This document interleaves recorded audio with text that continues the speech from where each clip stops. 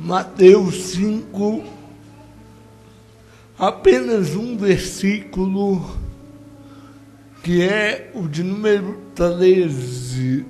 Mateus 5, versículo de número 13. Hoje nós vamos aprender uma metáfora do sal, a parábola do sal. Mateus 5, 13.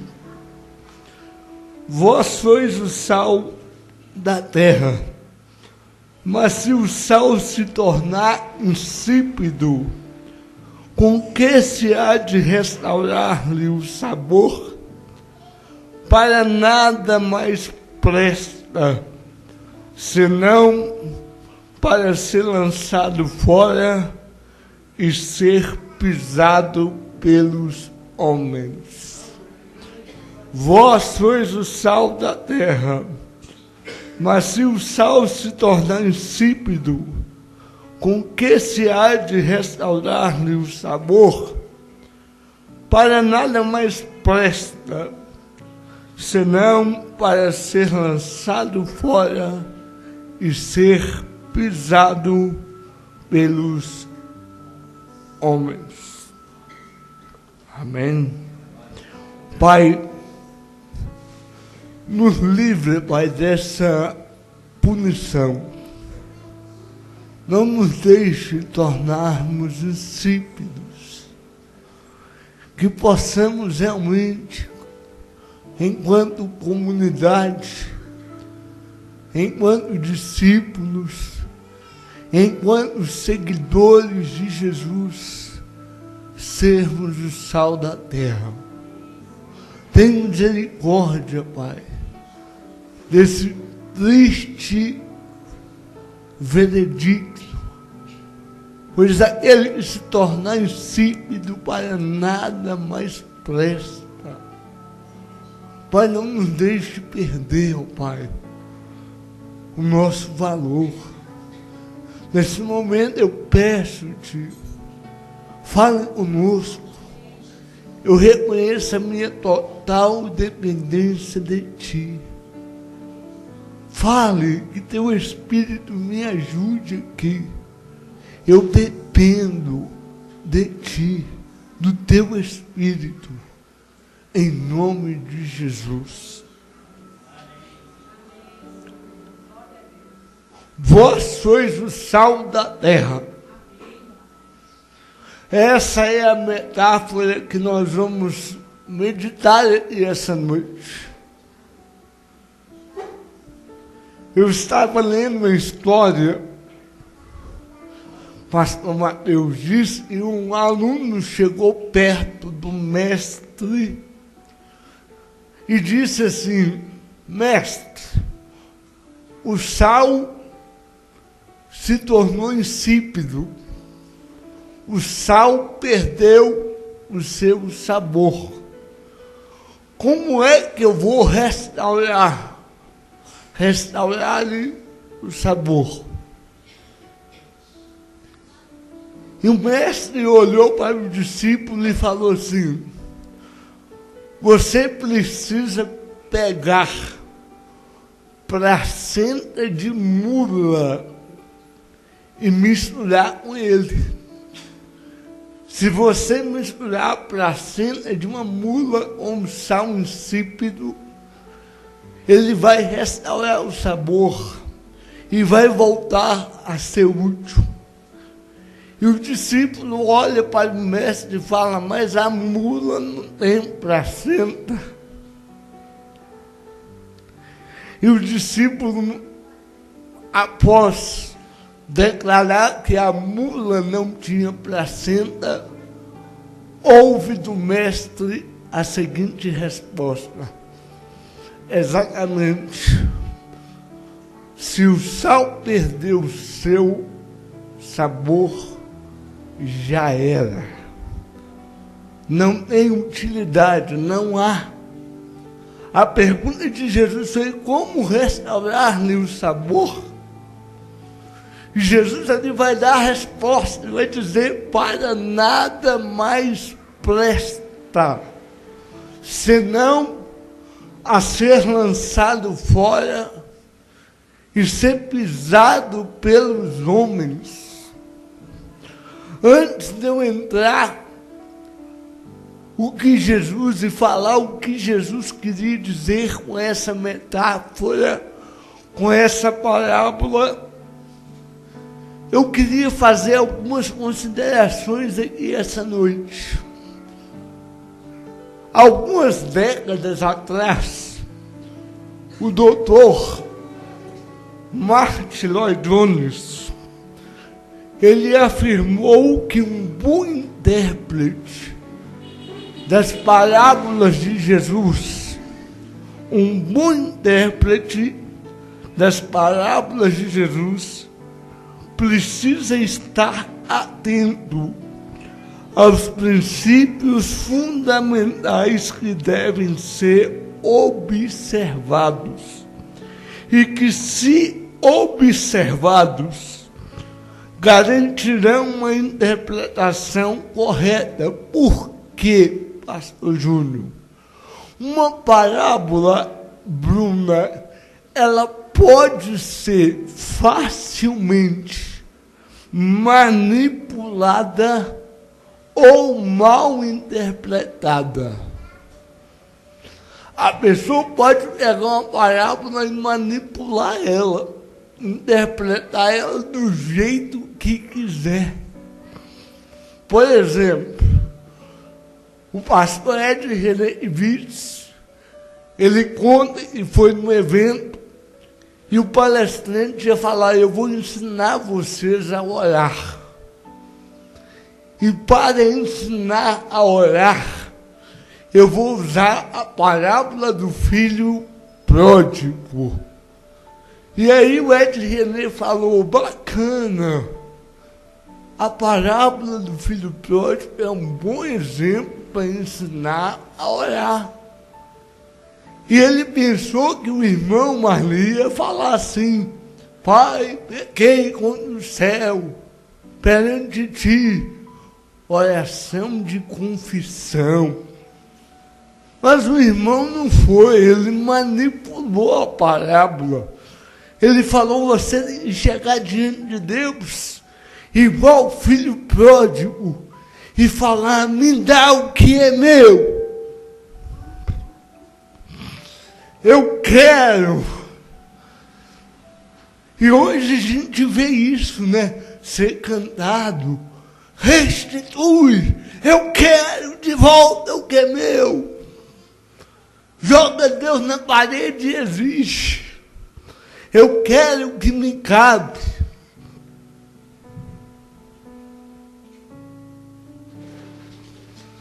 Uma parábola, ela pode ser manipulada, mal interpretada. E para que isso não venha a ocorrer, Adriana, são necessárias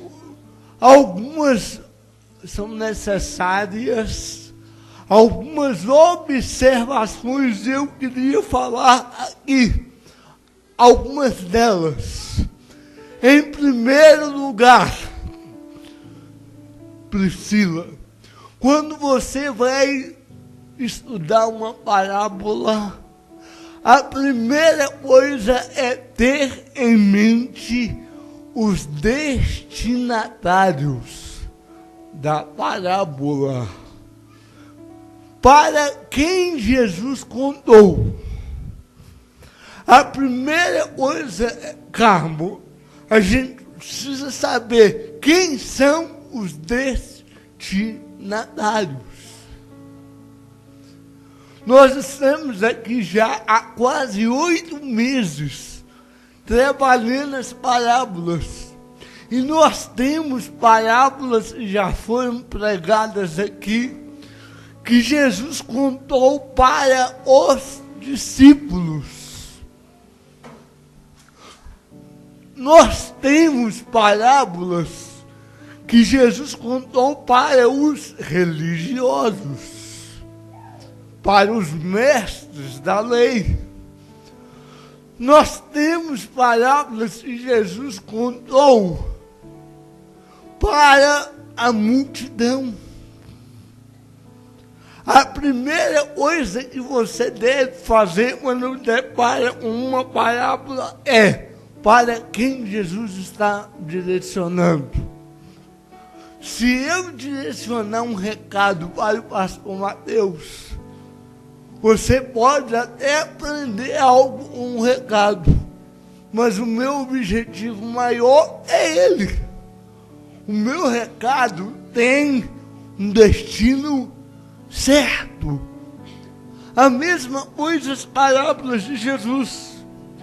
Em segundo lugar, irmão Milton, o que é necessário saber na hora de interpretar uma parábola é saber que o principal objetivo é comunicar uma lição. Isso já foi falado várias vezes pelo pastor Mateus, por mim, pelo pastor Júnior. O principal objetivo de uma parábola é comunicar uma lição. Portanto, preste atenção, eu vou ler aqui. Nenhuma parábola, nenhuma, tem o propósito de ser o esboço completo da verdade.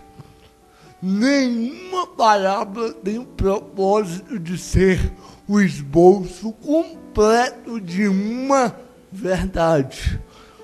O que é isso, pastor? Nenhuma parábola pode ser usada unicamente para fundamentar uma doutrina. Em terceiro lugar, o que é necessário, irmão Elias? É necessário estar convencido de que o importante é aquilo que a parábola diz e não aquilo que ela omite.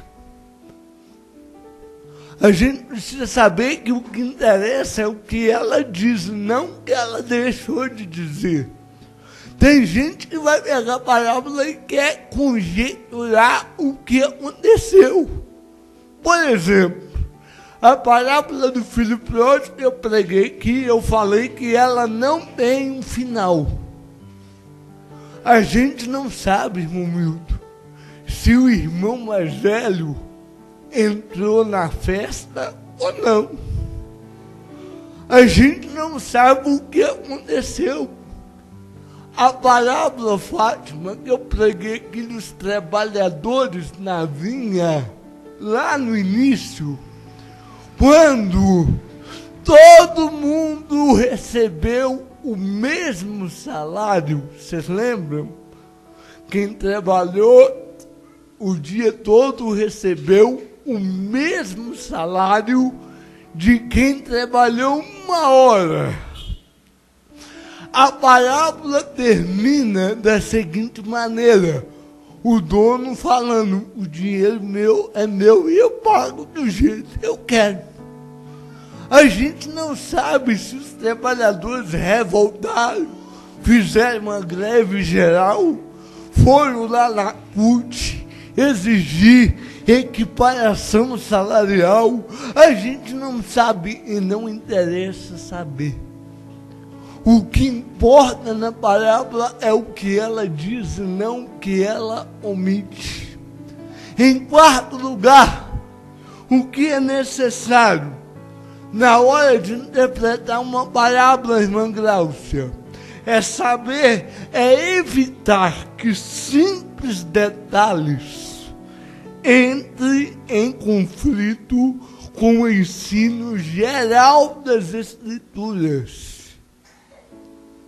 Você deve evitar que detalhes entrem em conflito com simples detalhes, com o ensino geral das Escrituras.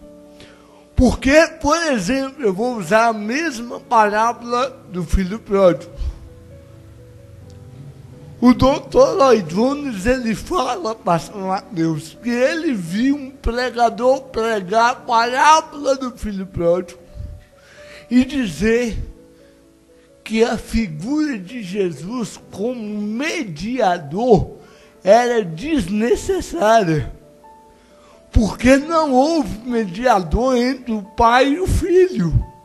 O filho voltou para casa, o pai o recebeu e ponto final. Então, para que mediador? Não houve necessidade. Só que a parábola não está falando disso. O camarada pega um detalhezinho e ele manipula, e ele falsifica, e ele cria a doutrina que ele quiser. Dito isso, a primeira coisa que eu quero destacar aqui, quando Jesus Kennedy, ele disse assim: vós sois o sal da terra. Vós sois o sal da terra. Mateus 5:13. A primeira coisa que a gente tem em mente é: para quem Jesus está falando isso? Quais são os destinatários?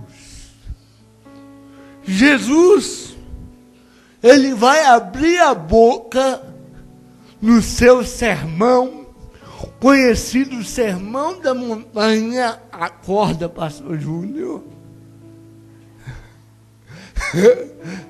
Jesus, ele vai falar das bem-aventuranças.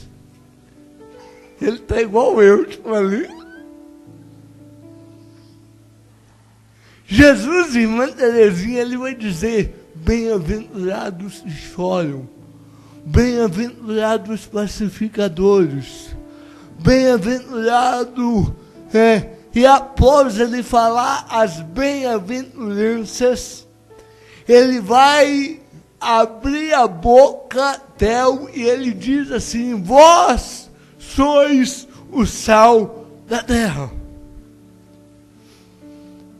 Eu preguei aqui no final de 2015, quem estava vai se lembrar, no início da igreja, que uma das características marcantes do ministério de Jesus foi a amplitude do seu apelo e a abrangência do seu evangelho.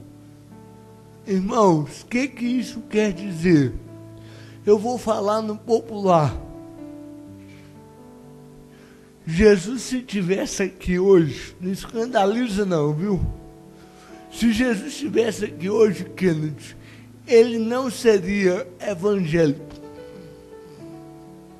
Ele não seria assembleiano. Ele não seria presbiteriano. Ele não seria batista. Ele não seria neopentecostal e ele não seria despertar da graça. Jesus nunca ia olhar para a câmera e falar: eu sou a universal. Porque o ministério dele era abrangente. Jesus, ele não veio para um grupinho religioso. Jesus não veio exclusivamente falar para uma denominação. Um exemplo disso é a parábola que pastor Mateus pregou aqui, irmão Milton, a parábola da rede.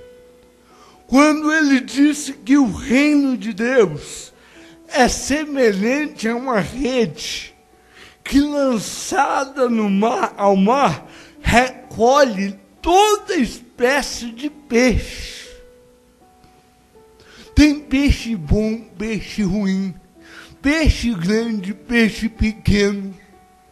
Eu não vou falar o que o Mateus falou, porque a sogra dele não gostou. Mas tem peixe de todo jeito. Peixe bom, peixe estragado, peixe vivo, peixe morto. Assim é o reino de Deus.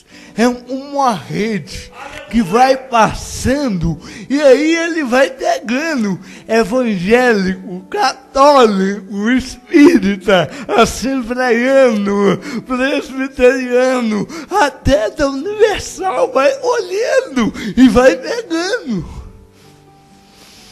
Por que eu estou dizendo isso? Porque Adriana, Marli, na época de Cristo, o cenário religioso estava efervescendo. O cenário religioso na época de Cristo estava borbulhando. Eu vou destacar em 4 grupos que havia na época. Tinha mais, mas eu vou falar de 4. O primeiro grupo que eu quero citar aqui é o grupo dos essênios. Quem eram os essênios? Os essênios, Kennedy, era um grupo religioso fechado. Será que tem isso hoje? Grupo religioso fechado. É só nós que estamos na razão. É só nós. O resto está tudo podre. Tudo fadado ao juízo. Os essênios, eles se consideravam tão santos que eles se isolavam. Eles foram, Bruno, viver uma vida ascética. Eles eram adeptos de uma seita judaica que existiu na Palestina entre o século II e o século I antes de Cristo. E o que esse grupinho fazia? Vivia afastado da sociedade, no deserto, perto do Mar Morto, perto da região de Qumran. E o que eles faziam? Eles ficavam estudando a Torá, a lei, orando, jejuando, mas eles não se misturavam na sociedade. Nas palavras de Caio Fábio, eles eram sal dentro do saleiro. A panelinha daqui. A gente não vai se misturar. É só nós aqui, ó. Nós não podemos misturar lá fora. Vamos jejuar, vamos orar, vamos vestir de saco de pano, vamos subir o monte do Palmares, mas só nós. Se fosse hoje, é isso. O segundo grupo era o grupo que já foi falado exaustivamente aqui, os fariseus. Esses andavam no meio do povo, mas não se misturavam também não. Eles eram desde doutores, mestres da lei, observadores rigorosos da Torá e da lei oral. O que eles queriam saber era das 613 ordenanças.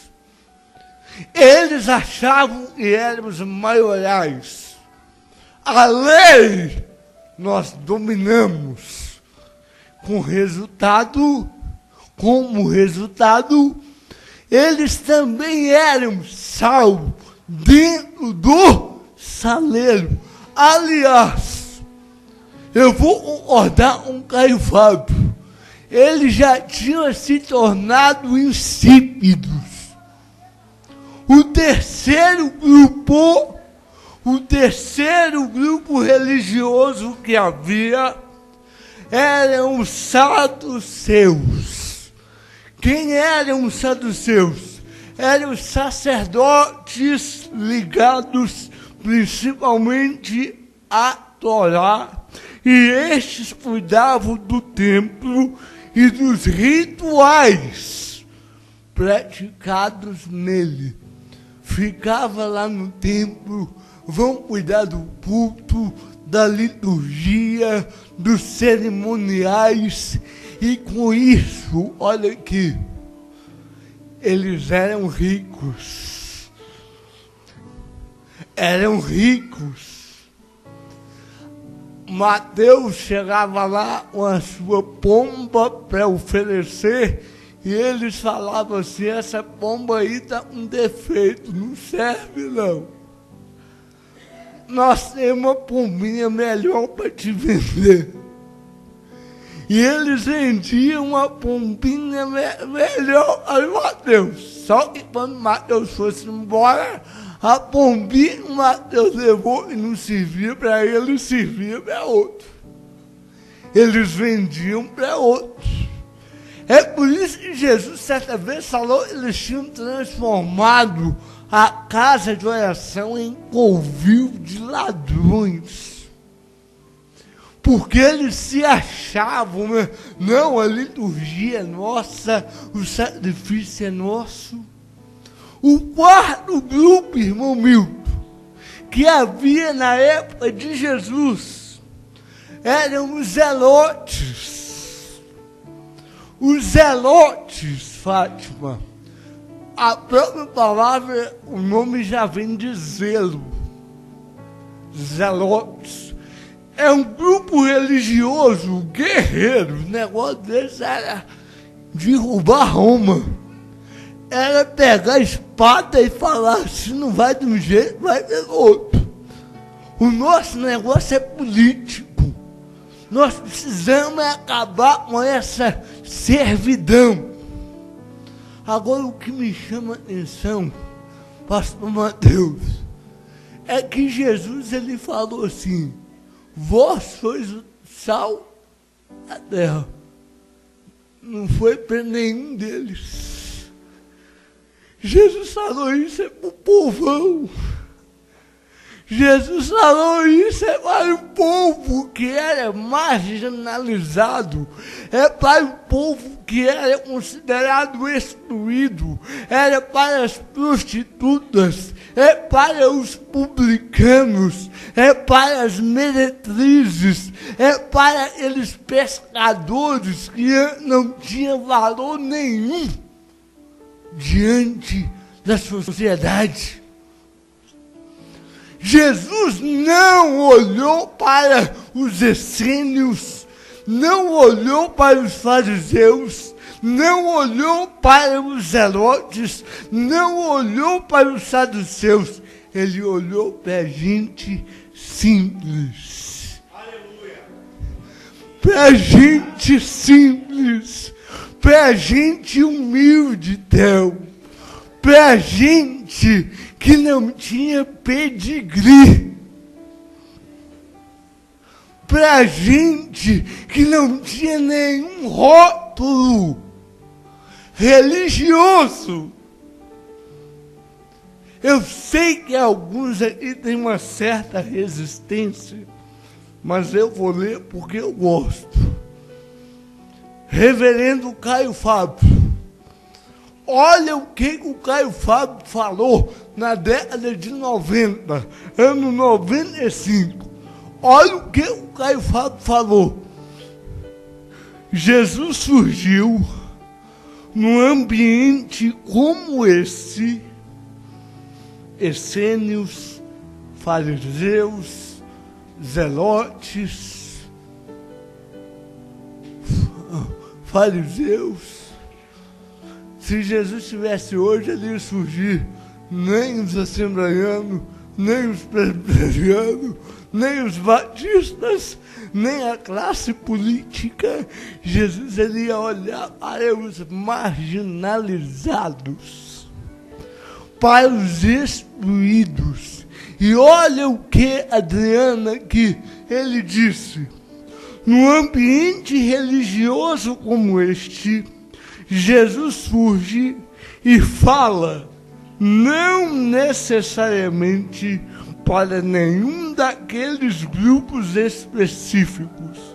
Não se dirige a uma plateia formada por essênios, fariseus, zelotes e saduceus, mas a uma plateia formada por gente que não tem pedigree, que não carrega grifes religiosas, ou seja, a um grupo formado por pessoas do povo, famílias curiosas, mães esperançosas, gente simples que vem de todas as partes, gente doente, angustiada, possessa, oprimida, gente sadia, gente alucinada, gente culpada, outras nem tanto, enfim, gente de todo tipo. E Jesus olha Marli e diz, vocês são o sal da terra. Aleluia! Glória a Deus! Uma das mais belas metáforas que Jesus usou. Ele direcionou a gente simples, ao povo, ao lixo da época. E Jesus ele vai dizer, vocês são o sal da terra. E o que Jesus queria dizer com isso? Irmãos, hoje nós temos várias doenças aí por causa do sal, não tem? Sal demais, a hipertensão, né, é uma delas. Quando tem sal demais, doenças. Mas imagine a vida sem o sal. Imagine uma comida sem sal. Fica um mês lá no hospital comendo uma comida sem sal. O sal, irmã Terezinha, que tem uma mão de anjo para cozinhar. O que seria da comida da senhora sem sal? O sal, ele é indispensável. Ele não pode ser usado demais.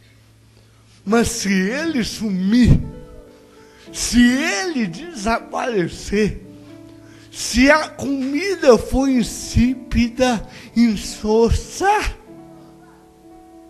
a gente reclama, não reclama, não.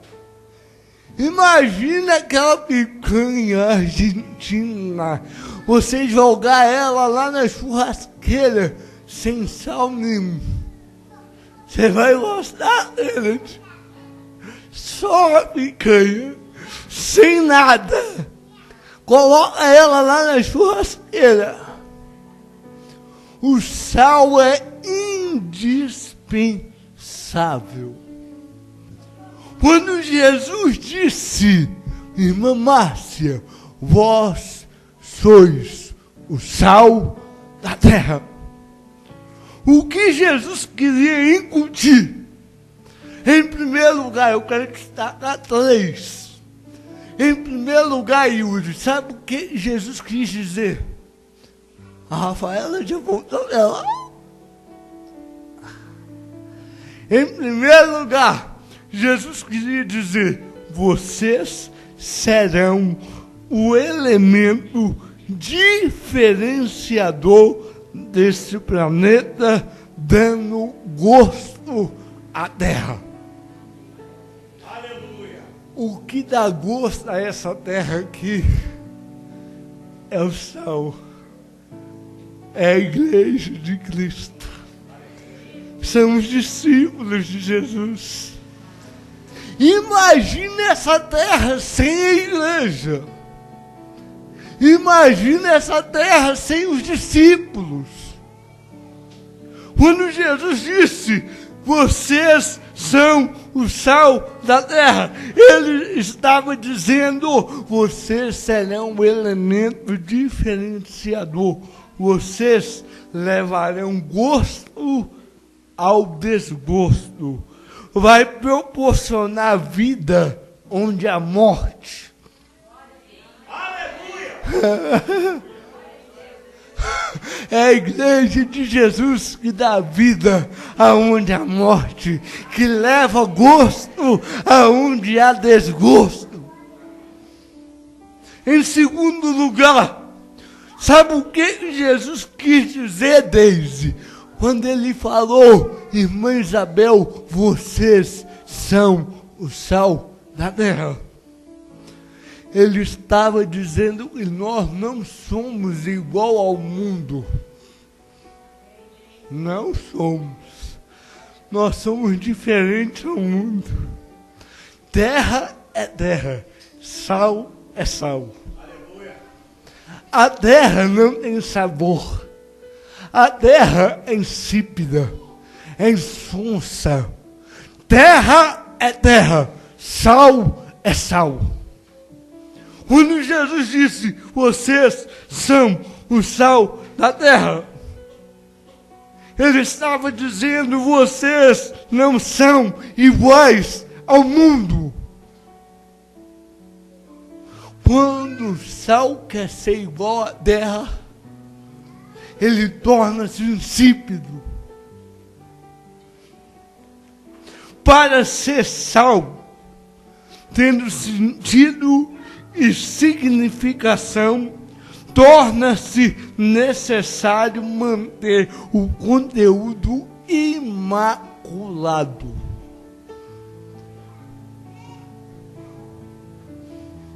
Diana, como é que o sal tornava-se insípido? Você sabe, pastor Mateus, eu fui pesquisar, eu falei, mas como é que pode?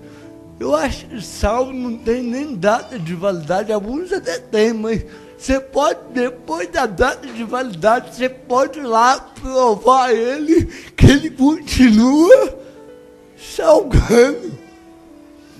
E eu falei, mas por que Jesus ia usar se o sal for se tornar insípido? O que acontecia naquela época? O sal, ele só se tornava insípido, irmão meu, se ele fosse diluído e misturado com outras substâncias. Se o sal for diluído e misturado com outras substâncias, com a terra, por exemplo, se você pegar o sal e diluir, misturar ele com a terra, ele torna-se sem sabor. Aí Jesus disse, se ele se tornar insípido, para nada mais presta, a não ser lançado fora. E aí eu fui ler hoje o Dr. Carson, D.A. Carson. Ele disse que até hoje algumas casas simples lá na Palestina, quando a pessoa bate a laje, ela pega sal, dilui e joga, porque o sal serve para impermeabilizar. E aí diminui a água dentro de casa. Ou ele é usado para pavimentar. Se você jogasse o sal na estrada, o risco de escorregar era menor. O que Jesus está falando? Se o sal se tornar insípido, só serve para isso. só para ser lançado no chão e pisado pelo homem.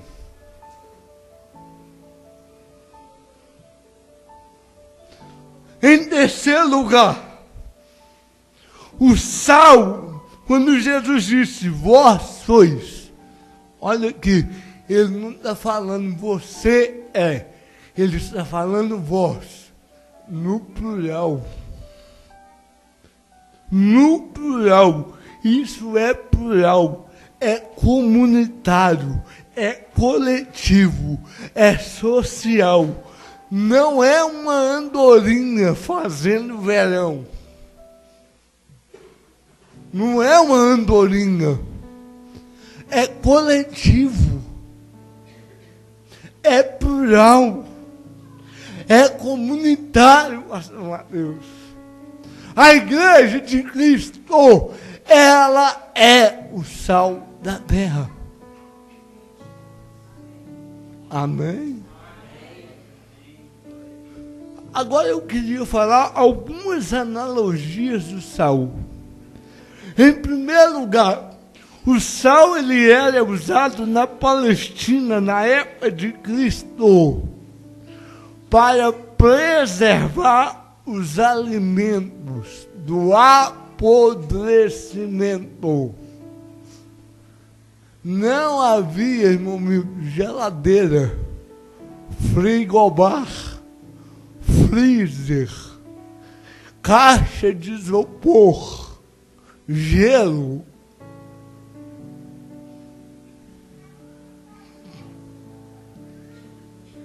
Quem é pescador aqui? Irmão Elias, né? Irmão Milton? O Kenneth?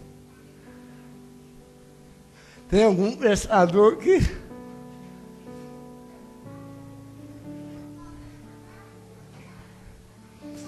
Quando a pessoa vai pescar, até hoje ela usa o sal para preservar. Ela pega aquele monte de peixe, joga dentro da caixa e põe sal. Sal.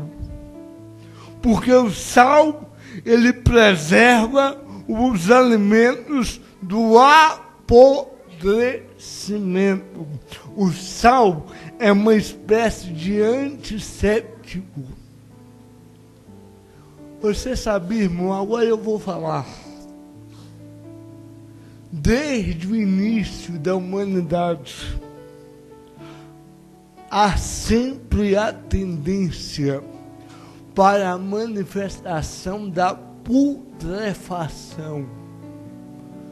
Deus criou tudo perfeito, mas sempre há a tendência para a putrefação. Essa terra sempre teve a tendência de apodrecer, de entrar em estado de decomposição. E quem preserva é o sal. Sem o sal, eu poderia falar desde a queda de Adão e Eva. Eu poderia falar da corrupção de Sodoma e Gomorra.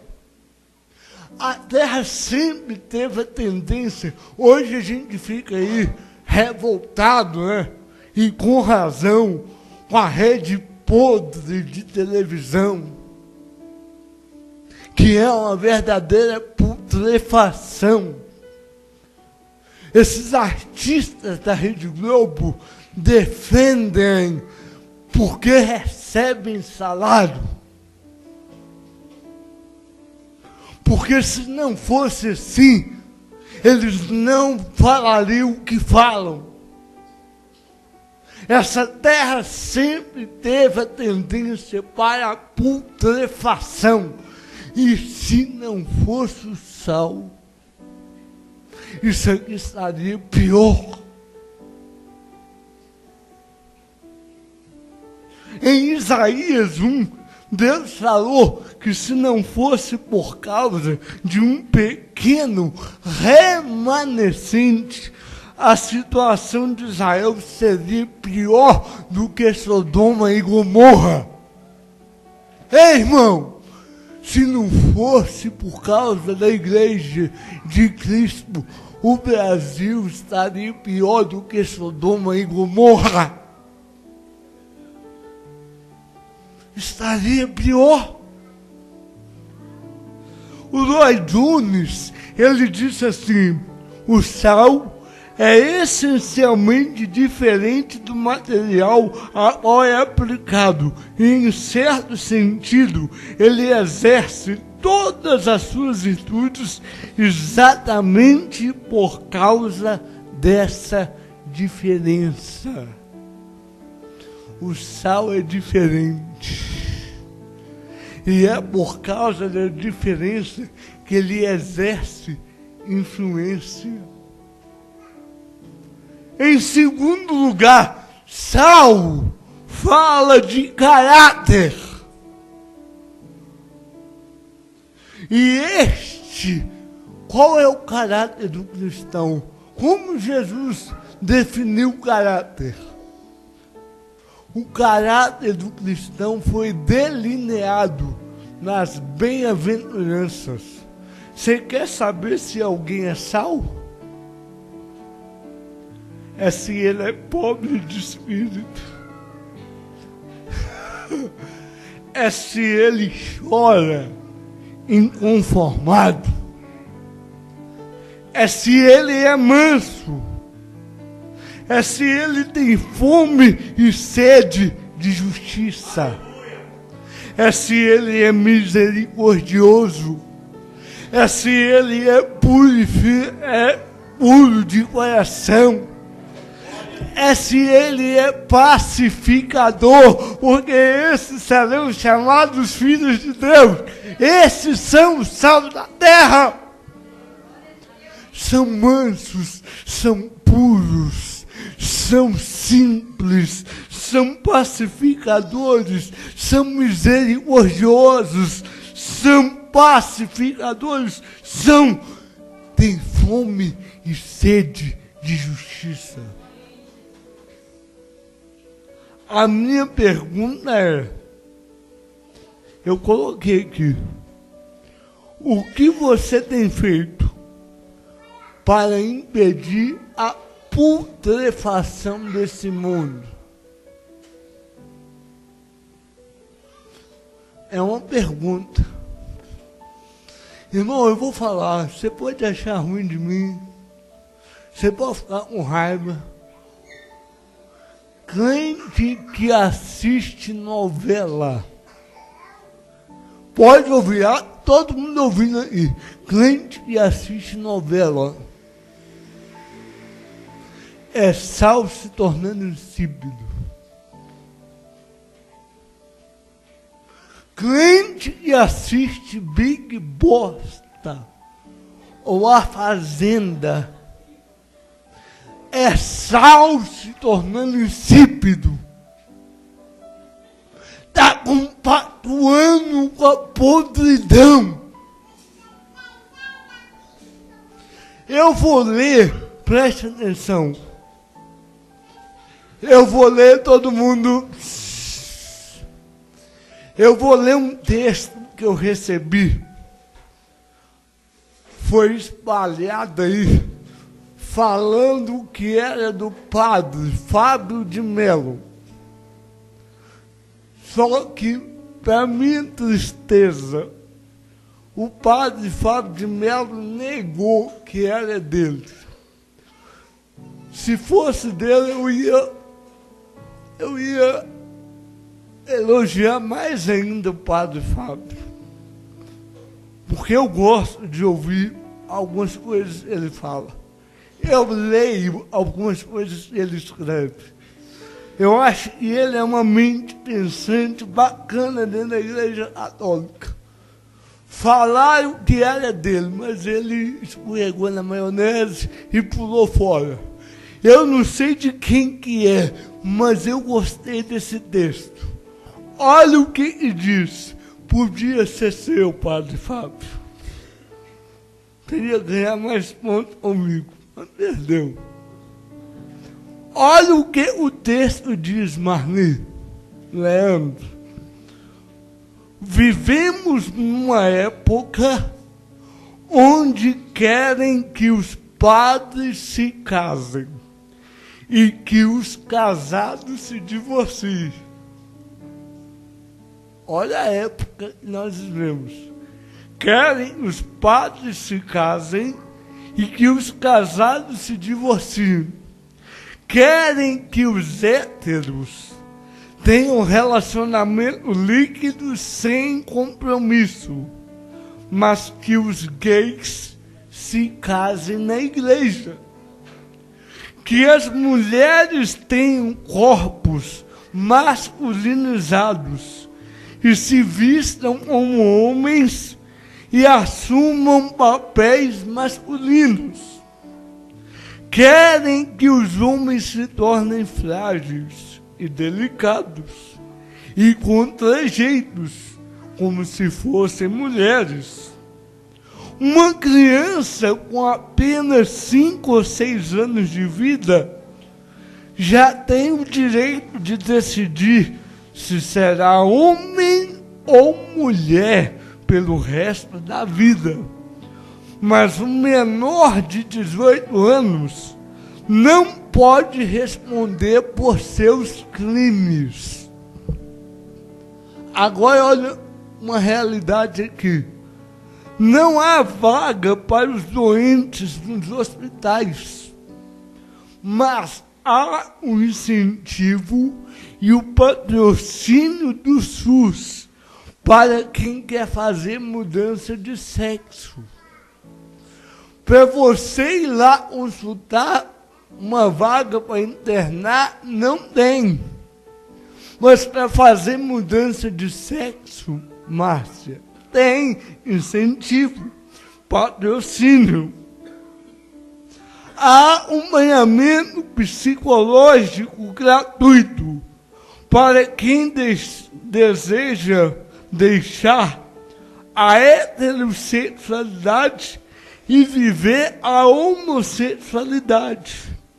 Mas não existe nenhum apoio desse mesmo SUS para quem deseja sair da homossexualidade e viver a sua heterossexualidade, e se tentarem fazer, é crime. Para encerrar, ser a favor da família e da religião é ditadura. Mas urinar em cima dos crucifixos é liberdade de expressão. Isso é doença mental. É uma esquizofrenia social. No nosso país, o errado está se tornando certo. E o certo está se tornando errado. Quem é contrário ao que eu falei e sobre a ideologia de gênero é preconceituoso. Quem é a favor da família tradicional é homofóbico. O SUS tem dinheiro para patrocinar mudança de sexo, mas não tem dinheiro para comprar remédio para os postos de saúde. E isso só não está pior porque ainda o sal está presente nessa terra.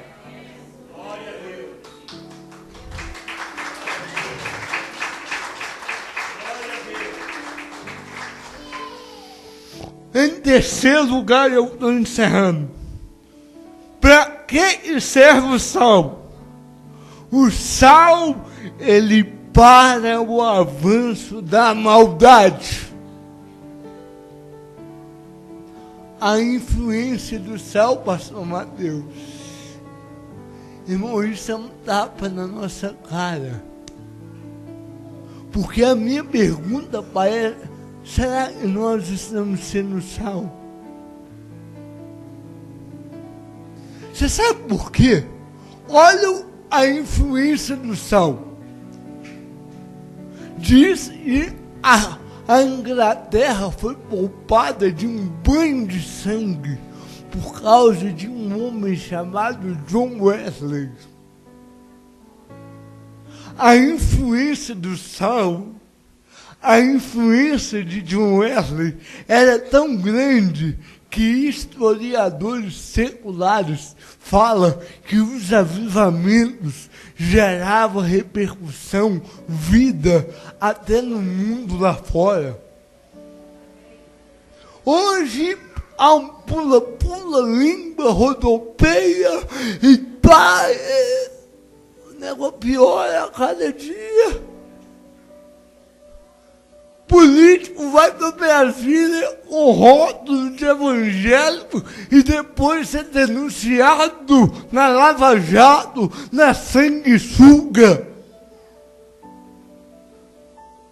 na ambulância.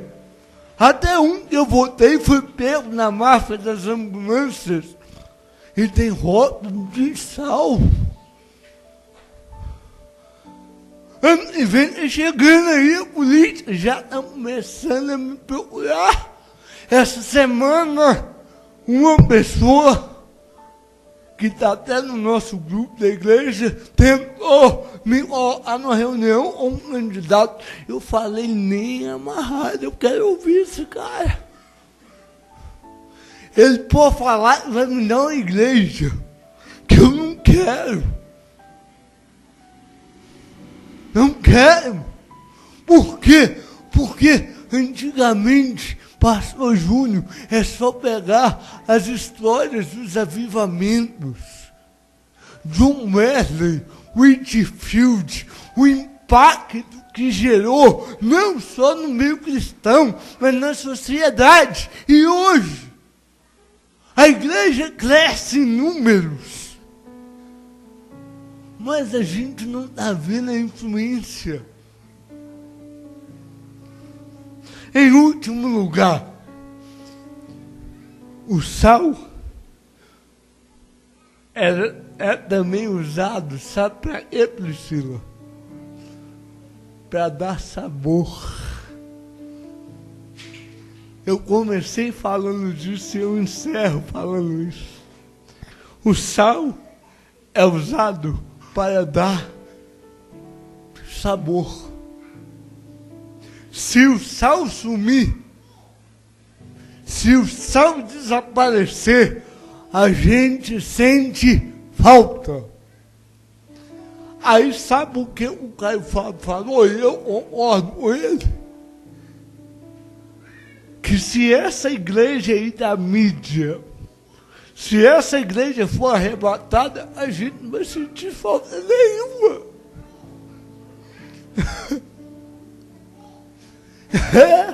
Não vai sentir falta nenhuma. Porque não tem dado sabor, tem dado de sabor.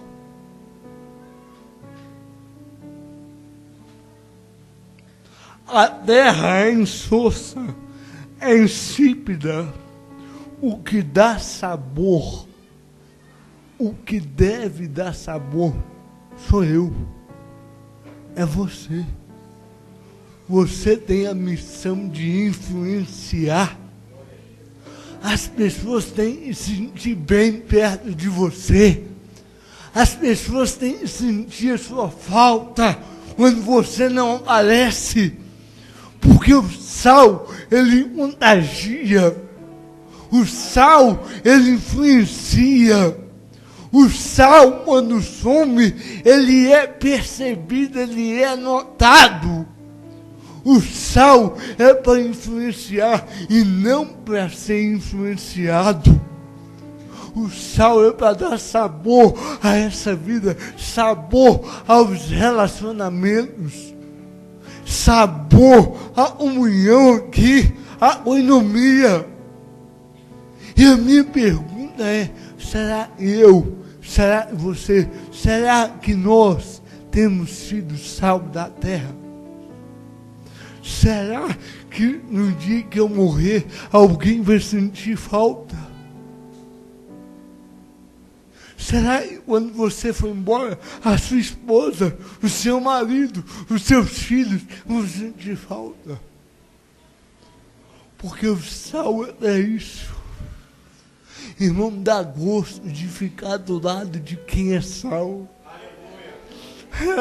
A gente sente uma unção, só de estar perto ali é gostoso.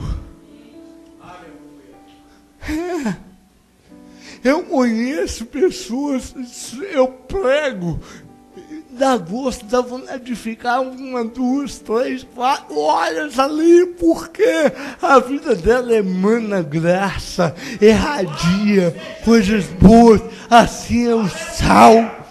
E Jesus está falando, é vocês que vão dar sabor a essa terra.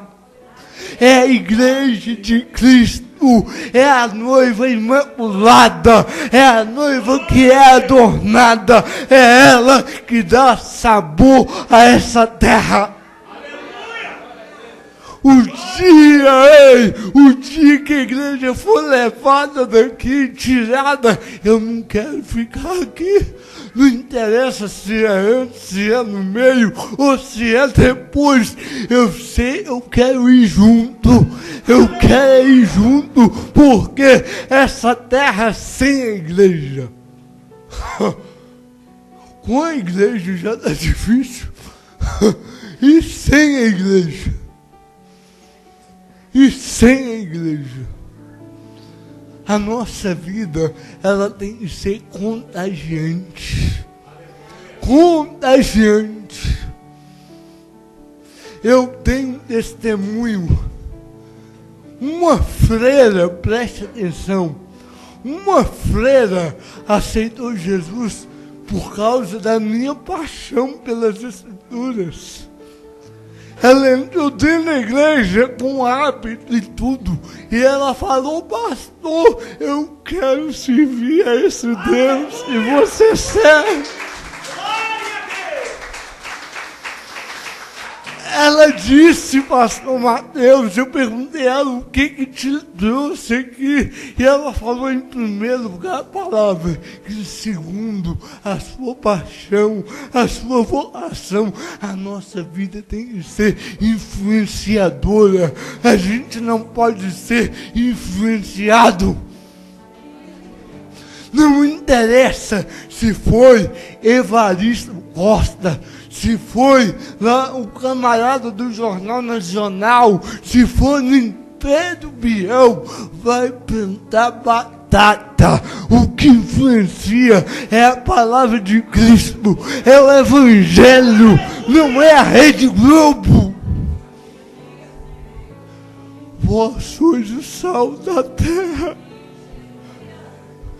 É isso que Jesus espera de mim, de você. Ele espera de você.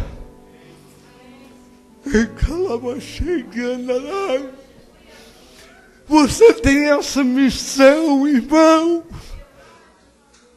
Eu queria que você falasse aí a pessoa do seu lado. Jesus espera que você seja o sal da terra. Que você dê sabor a esse mundo, que você influencie. Kennedy, você é sal da terra. Vocês, despertar da graça, são sal da terra, sal da terra, sal da terra.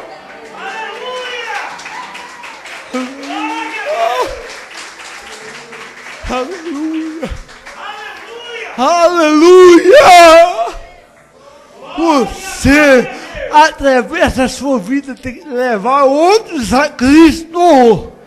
A pessoa tem que olhar para você e desejar ser igual a você. Eu contei aqui, está até nos cinemas. Quem quiser assistir, não são todos os cinemas. São alguns. O filme Em Defesa de Cristo, do Lee Strobel. Em Defesa de Cristo. Quem puder assistir, assista. Eu li o livro dele, pastor Mateus. Eu usei o livro dele aqui. Sabe quem ele era, Priscila? Mateus, jornalista investigativo. Mateus, pensa no Mateus, que gostava de investigar, jornalista.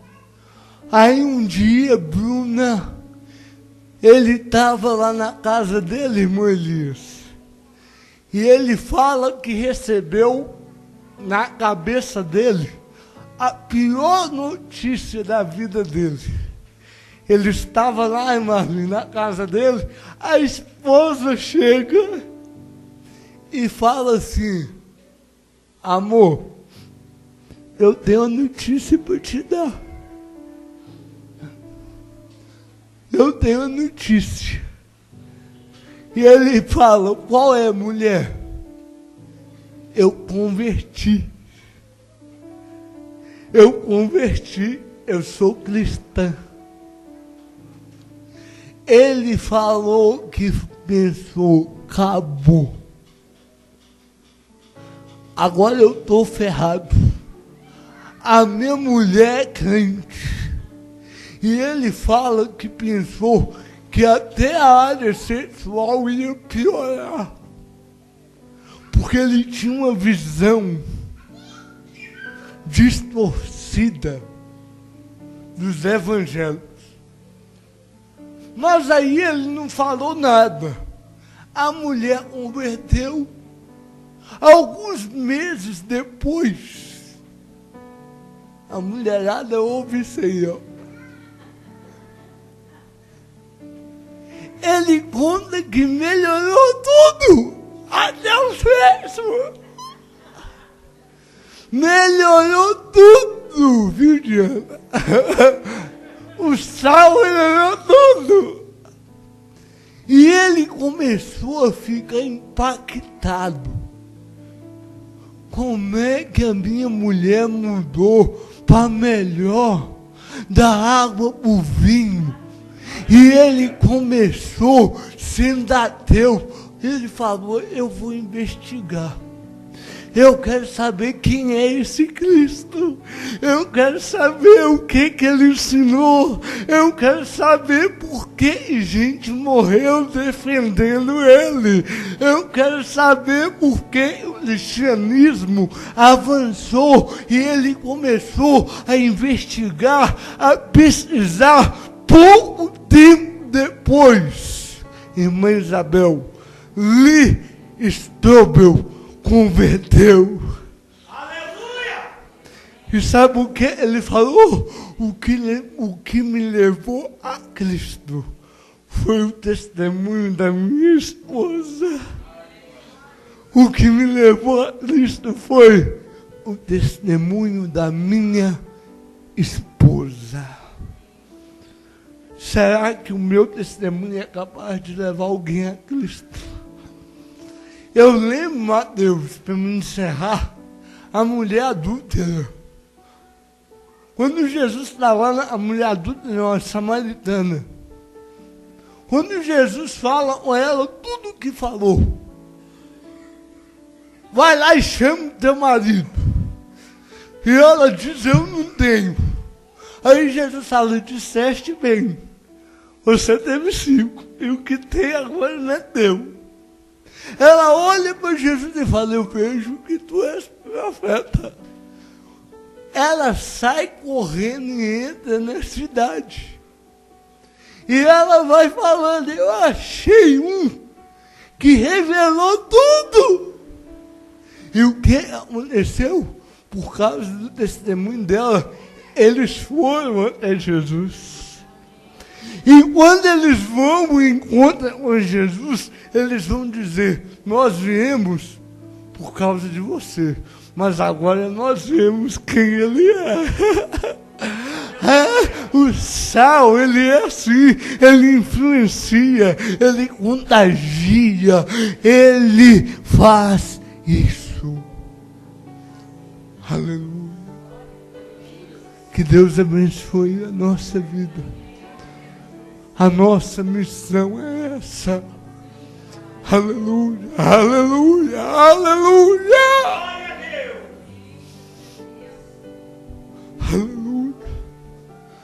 Está aqui o meu filho, Yuri. Eu já falei com ele, Pai. Ele pode não guardar nada do que eu falo com ele, mas é para ele guardar a paixão que eu tenho por esse Jesus que mudou a minha vida. Aleluia! Que mudou a minha vida. Eu faço isso com paixão, porque eu quero ser salvo. Eu quero ser salvo, eu preciso ser salvo.